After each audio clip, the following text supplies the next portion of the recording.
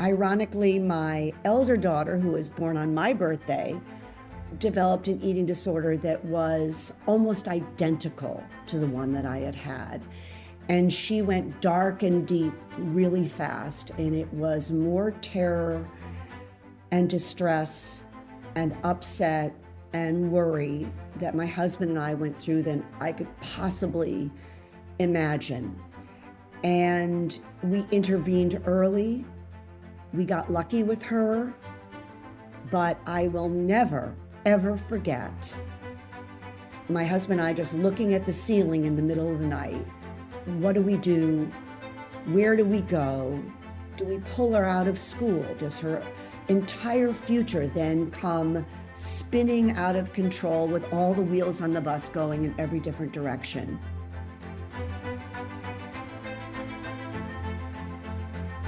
Welcome to the Four Peaks Parents Podcast with Thomas Miller.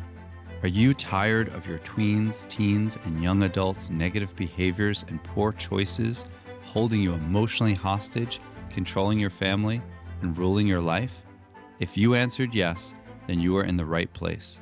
This podcast is a community for courageous parents just like you who come here to gain effective tools, skills, and take action so they can change their tween, teen, or young adult's life and improve their family's future.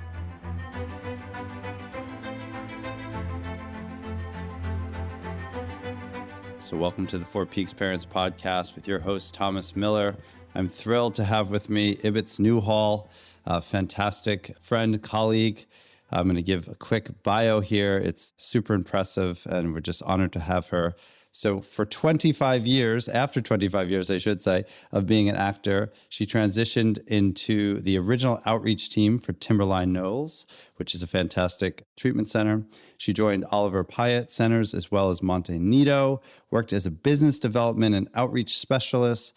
She recognized pretty early on that families were lonely, overwhelmed, stressed by trying to navigate the mental health system concerning eating disorders. Ibbits has been a treatment resource consultant for families struggling with eating disorders for, the last decade or so? Easy?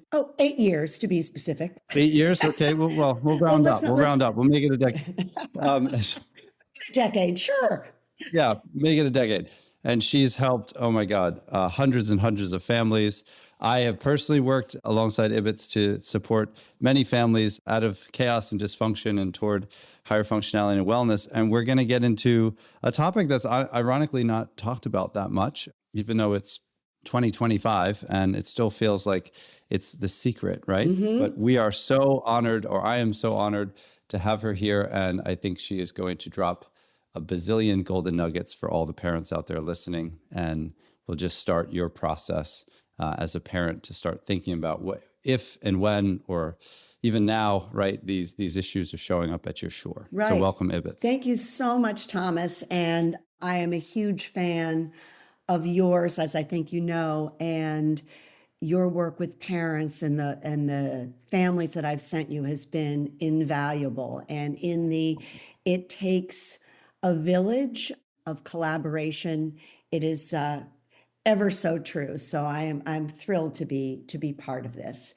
And so, yes, I mean, this is a discussion of how to recognize what's going on, how to take it seriously, and then what do you do? How do you think about it? How do you think about the very difficult road ahead? Because a difficult one it is.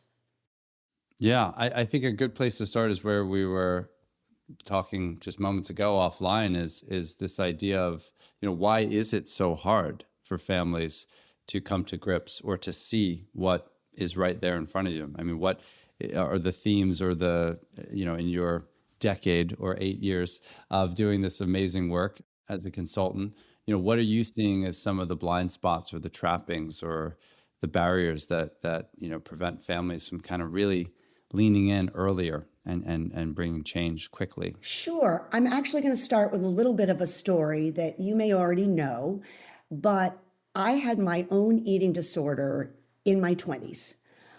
Restriction, overexercise, managed to pull out of it. Ironically, my elder daughter, who was born on my birthday, developed an eating disorder that was almost identical to the one that I had had.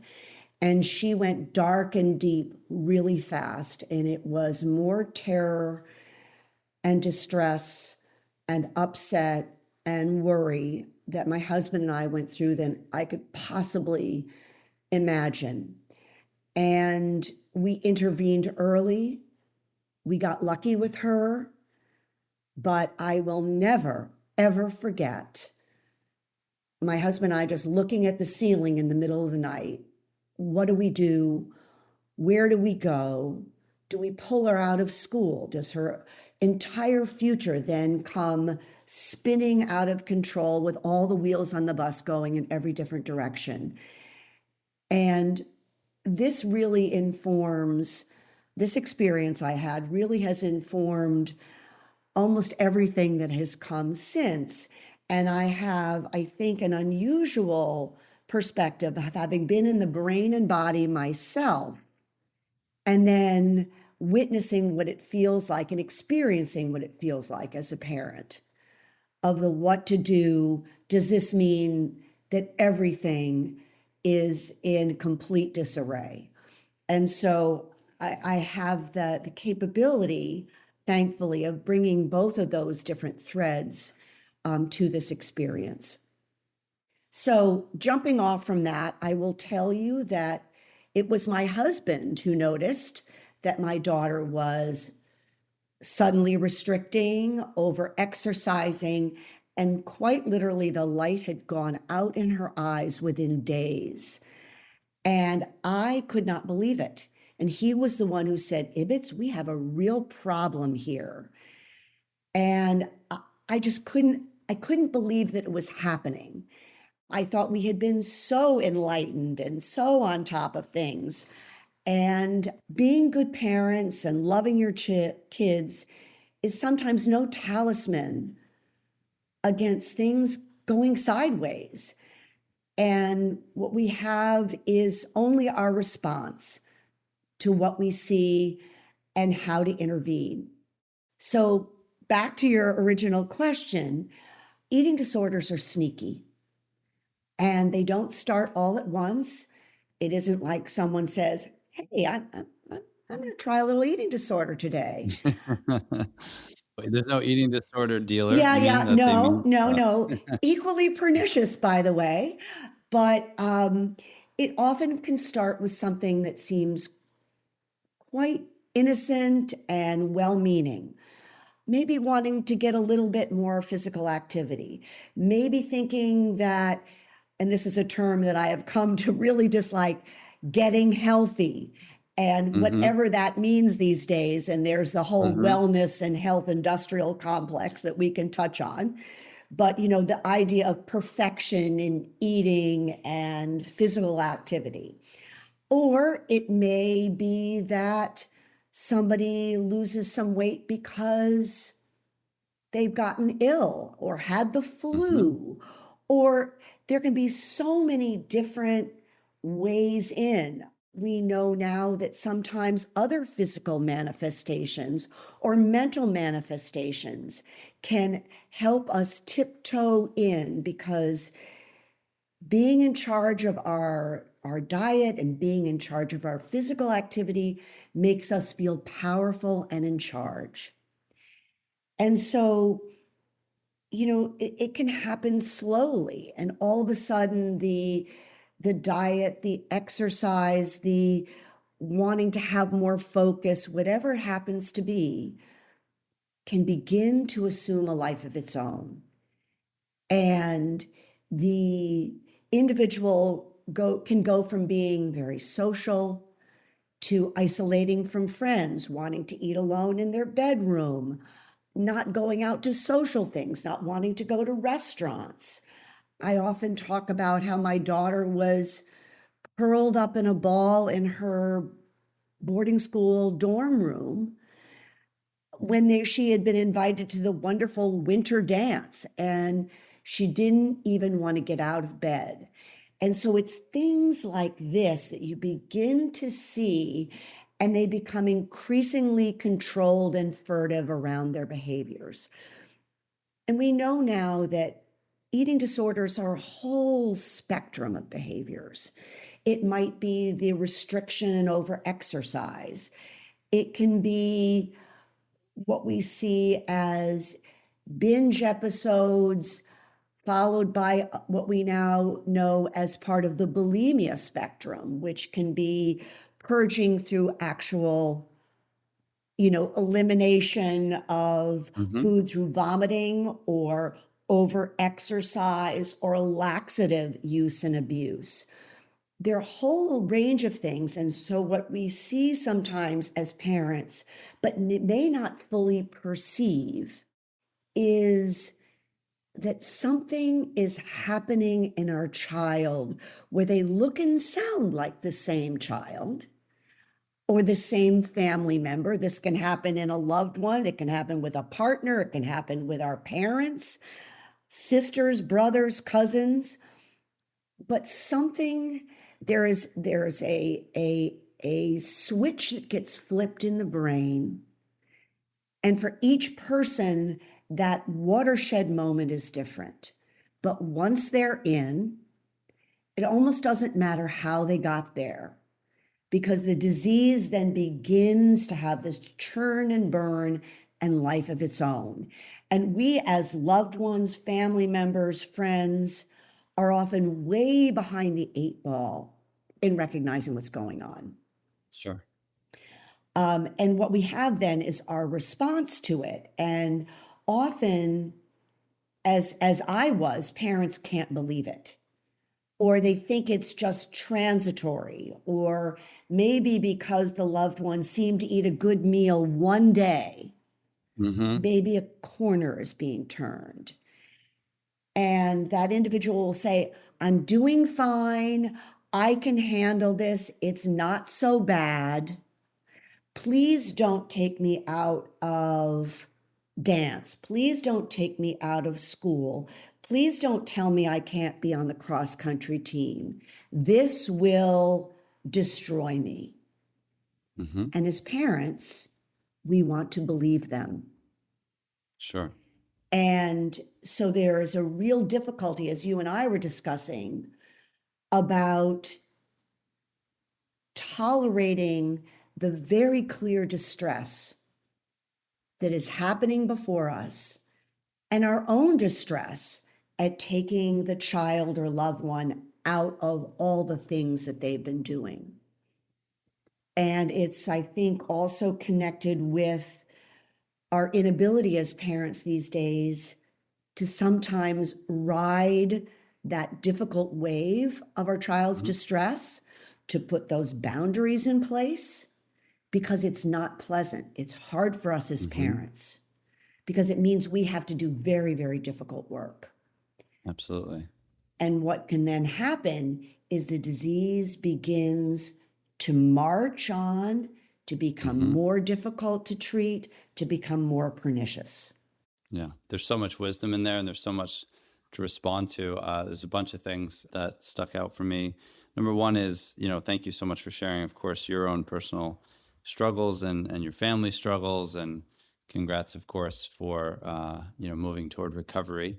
And as you know, that was not a comfortable process and required, as you said, kind of ripping off a lot of that minimization and Mm-hmm. shock and awe and frozenness, right? And of course, as a person who went through this personally, it's totally understandable. And I've seen this a million times, right? With any kind of mental health or addiction or eating disordered behavior, as if you've been through it, you're on the other side. You have to first work through your own crap, right? To I don't now know what you pull on mean. those. Yeah, exactly. To put on What? your big girl or big Big old guy pants. pants. Yep. Yeah. Yeah, it's so hard, and kudos to you and your husband, of course, for not allowing that hypocritical stance to ensue, because I love that concept you said about we're kind of chasing the disease or we're behind the disease. Mm-hmm. And I think the second thing, there's many things you said that were super helpful and wise. I love the piece around this idea of where parents are settling. Oh, they had a good meal. Oh my God, they actually like got to bed prior to 3 o'clock, in the Right. morning, or Right. right? And one of the things I say all the time on this podcast, and of course, to families that are part of the Four Peaks Parents Program is, the moment you say the word just or only, right, whatever you're about to say is minimization, right? So they're only smoking weed. They're just punching holes in the wall every now and again. They're Right, only getting right. into issues, with the football coach or with the whatever. So I love that idea of really trying to help families understand that you're going to pay for it one way or the other. And what pain do you want to pay? Do you want to pay for this pain now? Do you want to do that hard work now? And yes, you have to detach with tremendous love and tremendous care and support with high degree of intentionality, which is why someone like yourself is so important to be a Sherpa or a guide for these families, so you know why you're doing what you're doing and that there's a clear ROI to this very difficult choice. But if you're not doing that, then yes, like you said, you mentioned this idea of control and power. And, so many families that I see are really struggling with the doing hard, or I call it the gift of command, right? Can we just have the gift of command and make that decision? We are actually storming that, castle, or we are not storming that castle. We're going in this direction. We are going to take that hill. We're not going to take that hill. And that idea of just paralyzation is just a breeding ground for this disease because it will colonize all that space. It thrives on it. Yeah. It thrives on being able to stiff arm concerned family members and friends, because often, if we're looking at those who are suffering from anorexia, this is a very strong personality related disease. These are often the kids who are top performers. They're the good kids. They're the ones that love to achieve academically. And this sometimes ties in very much with us as parents, because 100%. we are in, nowadays especially, if we do this just right, if we've got our children's sleeping patterns just right, if we feed them the right things, if they're getting the right activities, and we're doing this with our own bodies and lives, that we somehow, if we get this just right, Goldilocks, we have the key, we have the holy grail of perfect, successful, and happy lives. And, And that's a drug. I mean, let's be real. That's tantalizing, right? yeah, For a it's parent. very tantalizing. And so sometimes it's hard to convince parents that, guess what? Life is really in the gray, and there is no perfect body. There is no perfect job or perfect resume. And you can have all of those things and be miserable as can be. Because guess what? You've gotten to the mountaintop, and now what? It hasn't really changed things, has it? You're still who you were when you were not those things. So I digress, but No, that's a great point, and it ties so well into your other point, which I don't want to take you off, but I love the piece you said about I'm going to get healthy. And you pull up my Instagram feed right now, and it's a bunch of wellness coaches that, are telling us basically to join their pyramid scheme and chase also their version of perfection, because of course they want, because it might have worked for them. right. Well, they also want our money, and they want our loyalty, and they want our buy-in. They want to monetize that they do indeed. They want to monetize our shame and guilt. Let's be real. And they want us to obviously not be in the middle, not be in the gray. They want the extremist. Yeah. I mean, if you look at Instagram, it's all extreme. Yeah, we want to believe too. We want to believe that magic is somehow, that alchemy is possible. And so there's a whole sort of pseudoscience out there to wellness. So often when I'm talking to parents, I try to sometimes take it out of the realm of the, sort of choice and behavioral. So let's look at the science. And I will direct them to very specific books. Dr. Jennifer Gaudiani's Sick Enough is a very accessible case study, scientifically and medically and psychiatrically, piecing together all the elements so that families can really understand what's happening almost at a cellular level, what's going on in that brain and body, and how these things are intertwined. Because I think we have to be curious and we have to do that research that is based on actual versus pseudoscience. And like all of these delicious theories and concepts, it's hard for us sometimes to say, oh, that thing that I saw on Instagram is not true, because it's so delicious and it is so seductive. So, that's kind of what we're up against too now. And there are a lot of forces at work. And as you and I were talking about before we got on, there's also this element of the disruption and isolation of COVID. And for parents to think of taking their child or a loved one out of any aspect of their lives for any kind of treatment these days seems excruciating. It feels excruciating because it feels like I am now asking my child or loved one to leave that life to do this work, this very, very difficult work.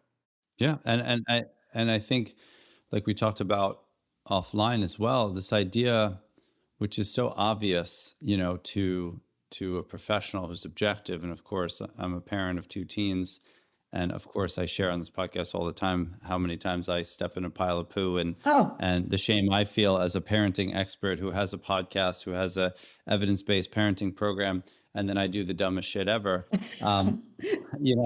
However, it's so obvious that yes, this idea of separating from your child's immediacy in terms of their immediate feeling will have massive ROI.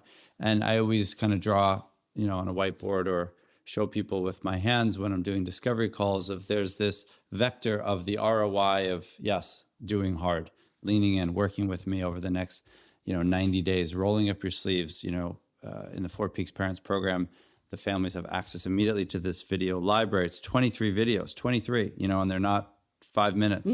There's an 82 slide workbook that they have to do. Amazing. They then get me every week. They get, a 20 minute, it's a sprint. It's a lot of work.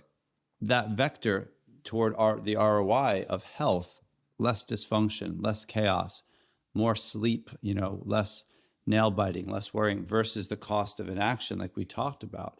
And it's so hard because, like you've said so well in the intro here, that they're so merged with that child's identity that they're so worried because that child is already hijacking them, manipulating them. Right. And they're also presenting in such an emotionally fragile way that's often, as you've said earlier, there's concomitant issues. I mean, there's other mental health issues, and it may look like anxiety, depression, OCD, whatever. And so for that family to have like that wise mind approach, the mind within a mind, to have that ability to step back and realize, okay, yes, they're going to get really freaking uncomfortable, now. However, this is going to help take down a disease. And I think families don't think of it, which is why you're so helpful. And like you said, using neuroscience and using just factual information, it is a disease. It functions like all diseases, right? Every disease is progressive, right? Is chronic, right? Is potentially, and this one is, I hate to say it, right? Yeah. Fatal, potentially fatal. But the beauty of this disease and addiction is it's treatable, right? One can argue or not argue it's curable, but the point is there's great, yourself included, right? There's people who walk among us who are wonderful, resources. It always kind of cracks me up, in 2025 that there's still shame and stigma, I remember the old days. I was telling a colleague the other day that used to have all these CEOs who used to pay me in cash, and I'd come home to my wife acting like I was a stripper. I'd have like, oh, like a wad of cash, because they had so much shame about just going to a therapist because they didn't even want a trail on their credit card, Right. 100%. It's like fascinating. So that idea, I think the work you do to help families understand this is a disease. This is not a passing phase. Like Right. you said, it's not transitory. It can get worse really quickly. And again, how do you help families, take that first step? How do you motivate them for change? And how do you kind of chunk it down into micro steps? I had a person on here last week, and Brett Mullen, he's is affiliated with Granite, and he's a treatment specialist. And he was saying, so often families like, oh, cool, you're going to call my family and my loved one tomorrow. Great. So they're going to do like inpatient, then IOP, then sober living. And he's like, they're not even going to answer the phone probably, Yeah. So how do you chunk this ginormous journey down in a way that's not overwhelming? And how do you help them just navigate and model courage? You do have to break it down and realize that there are these incremental steps, and it may feel, and there's a parallel process that then becomes intertwined between family, parents, and patient. And so, we are also in the era of quick fix, right? And so I was talking with a young man yesterday. He said, well, how long is this going to take? And I said, it's a little bit of a mystery and a detective story, because as we're peeling back the layers, we begin to figure out what the origin story is. How did this begin? Why did this begin? Understanding our own genetics, looking at it as a disease, the way we would cancer. We don't look at these things the way we would like stage 1, stage 2, stage 3, stage 4 cancer, where we go, oh, now we get it. So if we think, what I'm often saying to parents is that we have a better outcome if we're getting in there at stage 1 and intervening early. My colleague, Dr. Amy Boyers, who's one of the co-founders of Galen Hope down in Florida with Dr. Wendy Oliver Pyatt, they also both co-founded the Clementine programs for adolescents. I have heard her say to families, you have the best window of opportunity within that first year. And then once we are beyond that, it begins to accelerate and deepen. And yet I have seen some, and I think this is an outgrowth of the pandemic, Dr. Newhall here with a theater degree, by the way, where for some, the acuity seems to be happening at a faster rate. And some people go darker and deeper more quickly. And we're seeing this in adolescence. It really began to escalate during the pandemic, and that may be part of all of this, but it is something you have to be aware of. And again, as parents, and family members, we don't know what we're seeing. We don't know what we're looking at. We don't know always how to parse and evaluate what those behaviors are. And should those be setting off alarm bells, because we don't have that necessarily someone saying, hey, I'm seeing the following, you better go in and get scanned. You need to have an MRI. And so, we don't have those kinds of tools, but it's really important to recognize that, as we've talked about earlier, that the longer it goes, the deeper it gets, and it becomes, kind of part of your human physiological and mental scaffolding. I actually, you could hear that as a scare tactic. If you're sitting here as a potential parent, it could sound, wow, this woman's a great salesperson. Or you could hear that as, wow, there's a lot of opportunity here. And it's really a hopeful message is what I take from that. Yeah, absolutely. Brad Warner was on, I think 2 episodes ago, and he said, which is such a similar message, that this idea of waiting till rock bottom is not a great plan, right? And in fact, You don't want the bottom. I remember as Paul Gallant said to me years ago, let's raise the bottom. right, right. And because again, like you said, and we're using some psychobabble here, so just for the listeners, concomitant means accompanying, Right. or tertiary means additional, right? So whenever you're looking at or co-occurring, or what used to be called dual diagnosis, when you're deep, deep, deep in an eating disorder, depending upon the age too, I mean, you're also pumping, tapping on some axis two, which is personality disorders for folks listening, meaning that, this little beautiful bumpkin, right, that began maybe, with some restrictive or some bulimic or some whatever behaviors, right now this is manifested. And like you said, vis-a-vis isolation, vis-a-vis all these other things, they're just magnetically pulling toward them deeper and deeper, mental health issues, which are becoming more and more entrenched in their character structure that then can become, Right. unfortunately, They begin to fuel each other in right. ways. And they could be manifested into personality disorders, which are so harder to take down. And, then you have on top of that, all the gamesmanship and all the, I call it whack-a-mole. I was just working with this family and they're like, we addressed this thing. And I'm like, cool, that's awesome. And, it's like, wait for it. And sure enough, like 5 seconds later, here's this other thing, right, that emerged. And I love that piece you said about, I don't know if you said core issue or systemics, but big fan of, addressing systems, right? What is the system that's driving this disease versus the symptom? And, don't get me started on insurance companies and the Oh, mangled mental health system and how everything's chopped up into little, things that are based on billables. But like you said, once it takes over, it takes over, or once it gets in, it's in, and it's really hard to flush it out.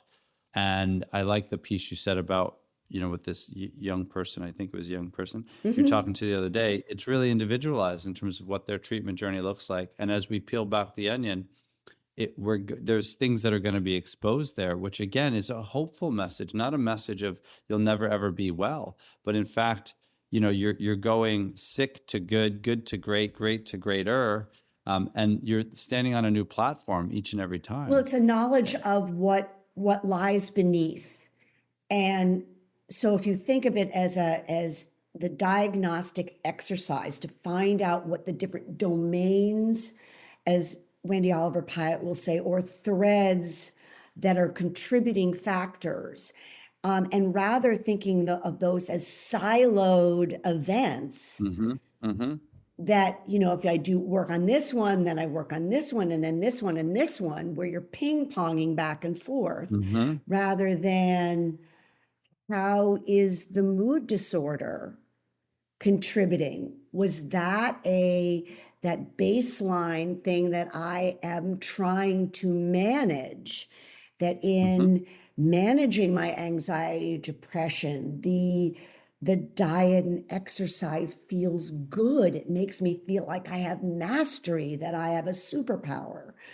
Or what trauma exists, and trauma is such a complex feature, and there's so many different levels and layers of it that also have to be recognized and addressed. What kind of brains do we have? We are so much more aware of how neurodivergence can play a part in trying to manage a confusing, noisy world and brain. Or, there are also physical manifestations that occur that we're getting more aware of in the eating disorder realm, and how these very real issues were often thought of as quackery of just a few years ago. And now we go, oh, mast cell activation, that's a thing. It's a histamine response, or PANS PANDAS. It is a response to infection. And, and I remember working with families where they would talk to me about these things, and I would talk to people in the field, and they would dismiss completely out of hand this family's very real concerns and their desperation at getting their child help. So again, curiosity And what is at Yes. work here so that we can best address and best get to the bottom of what's going on so that we have a path forward. And I think that is the message for me, is that these are things in trying to help families that we don't talk about at parties. Mm-hmm. Watching our kids at pee-wee soccer and Mm-hmm. softball and kickball or whatever that is they're doing. It's not what we're talking about on those sidelines Mm-hmm. Mm-hmm. or with families. And it is very isolating, as you mentioned when we were on the phone before we got on to this meeting, how isolating it is for families too, and how alone they feel. And I Mm-hmm. just thought, man, if I can get in there early, because I saw when I was Mm-hmm. working for treatment programs, how families were just, they didn't have the whole story. They didn't have the whole picture of what was going to need to happen. Yeah, And and like you said, it is so overwhelming. oh, And as much as there's more and more information out there, and there is less shame and stigma, which is great in general toward mental health as an umbrella, it's still impossible. oh, And there's a bazillion acronyms, and everyone's, of course, a prophet, and everyone knows what to do, and your neighbor will tell you this or that, and it's very complicated. I mean, I think addiction is also addiction is in substance abuse equally mm-hmm, as complicated. There are a little bit more, I think, formulaic. There's now a history of, oh, you do AA, or I don't do AA. I do inpatient. I didn't do inpatient. I did structured sober living.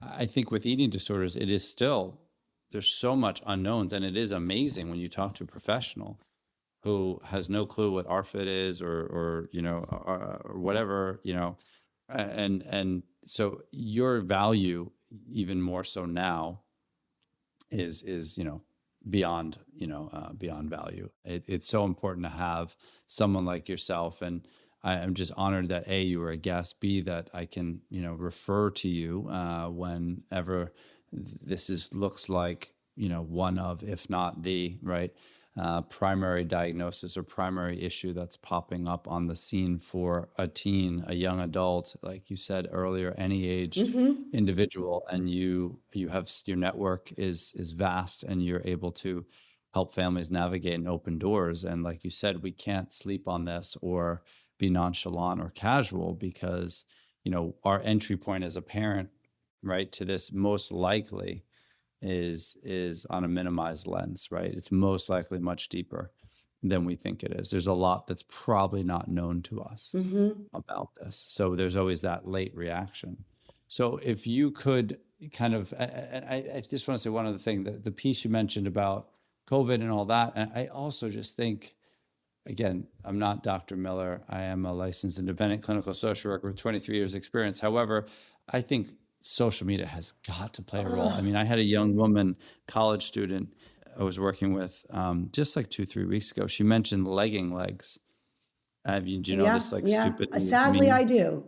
about, you have or don't have legging legs, and, just the latest and greatest trend on TikTok and this and that. It's such a bombardment. And I always think, you talked about, as you're peeling back the onion, you're looking at, okay, what is the connection with the mood disorder? How is that? Or like you said, the threads. But basic things like, if you're just going to sleep, your neurotransmitters are replenishing themselves. If you're healthily exercising, not obsessively, if you're eating, right, 3 meals a day, not to say that those three things alone are 100% protective factors against any kind of mental health issue, but you're in a good place, And so to now add on top of that, I mean, I have clients who are, obsessively shopping. They're, Mm-hmm, looking at Instagram for 6, 8, 10 hours a day. On top of that, right, they're going to bed at 3 a.m. It's so complicated, and yet it's so simple. And that's, I think, the other thing that people don't even realize about what treatment is, in addition to, again, fantastic professionals and folks that are, experts in the space, and is feeling, not feeling alone, and learning school, skills in real time, CBT, mindfulness, DBT, list goes on and on, exposure response, whatever. just this idea of getting back to the natural biorhythms and then becoming integrated and getting in touch with your body and learning how to like feed yourself or not feed yourself, so to speak, or how to exercise appropriately, that what is enough. There's just so much value in that. And I think that's also a piece that you do really well in trying to disarm treatment for families and realizing that this is a good thing, right? This is a good thing that we can still get in here and we can proact, right? And we can take action and we can create positive change. Food is being given values that it cannot possibly possess. And, the bad and good, the healthy, the not healthy, you hear these conversations over and over again. And so that's some of what I try to decode with families. If we think about, as humans, the ways in which we get together are often around meals. Our religious and holiday celebrations are around meals. And the joy of something that tastes yummy and we're all together and enjoying it, what on earth could be better? So again, a red flag if your loved one does not want to go to a Thanksgiving dinner or celebrate Passover or whatever that each culture has these remarkable celebrations where food is a key component. So there is that. You referenced a little bit in what you were talking about the complexity, and I talked about Amy Boyers and Wendy Oliver Pyatt. I do some consulting for their program, Galen Hope, which is a program that works with complex presentations, either primary mental health or primary eating disorder and everything in between. It is very much not just a clinically based model, but a life skills and recovery integration model to get people out into the community and testing those skills. It's not a snap your fingers kind of thing, but really, if we're talking, I use a lot of athletic metaphors because I was an athlete in college and I love sports. But if you look at what it takes to perfect a forehand or to shoot a great three-pointer, this does not happen in 2 weeks. Sure. It takes or 28 days. hours upon hours of practicing the same motion over and over and over again with a coach beside you going, you got to get your footwork right. You're not bending your knees. You're not lifting off at the right time. Whatever it happens to be. And we have to think of layering all of that strength and resilience so that we can't just it's not just hitting a forehand in an isolated situation, but dealing with the other shot that comes our way. Sure. And how do we deal with that? And failure and everything under the sun, and failure's a gift. It is a gift, and it's also data. And I'm mindful of the time, and you've been amazing. I want to say one last thing, two last things that the thing about healthy, it cracks me up because I love acai bowls, and I'm not going to say they're unhealthy, but I'm definitely not going to say they're healthy because the ones we get have peanut butter on top. They have granola on top. They have bananas, strawberries, blueberries. There's tons of health in there. There's tons of not so healthy stuff in there. There's cacao nibs in there.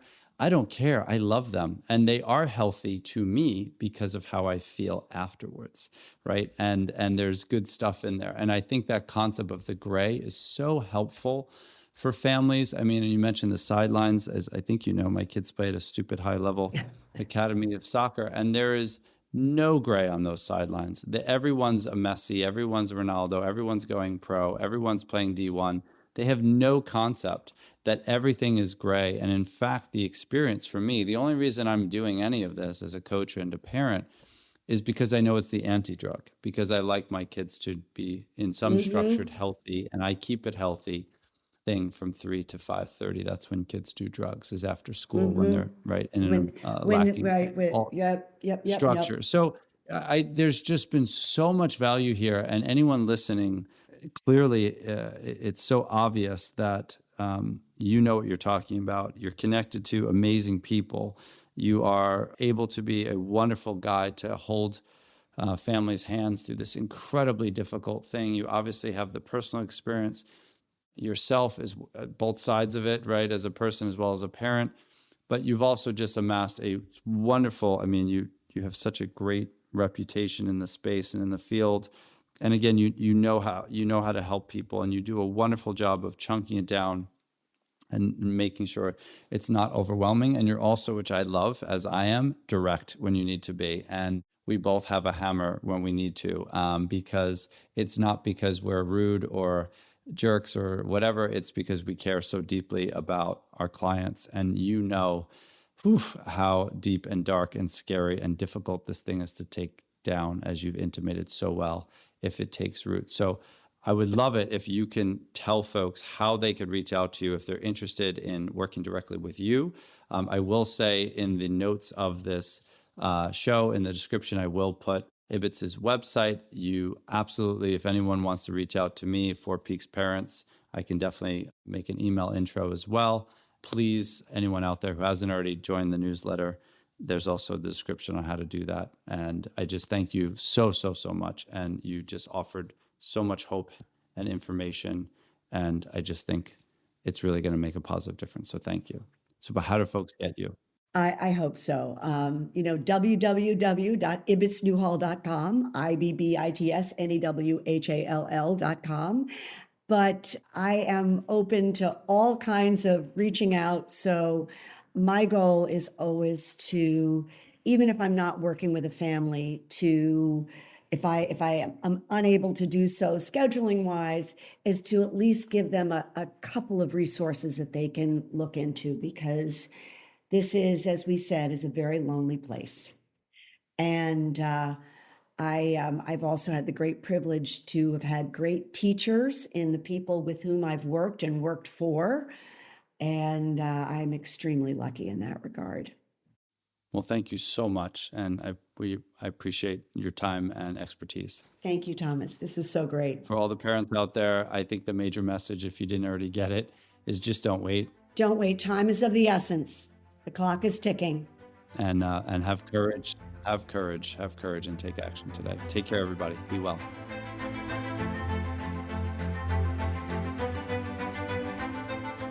Hey everyone, Thomas here.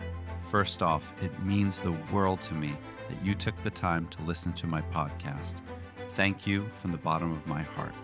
Also, if you want to receive the latest podcast updates, as well as expert parenting tips and practical strategies for navigating your tween, teen, or young adults challenges directly to your inbox, then sign up for my newsletter. The link is in the description. And most importantly, if you're tired of feeling overwhelmed, stuck, stressed, and are losing sleep because you're constantly worried about your tween, teen, or young adult, your first step is to realize that you still have a choice and can do something about it. I'm ready to help you take action and create the results you desire today. Just go to fourpeaksparents.com and book a free strategy call. Let's do this.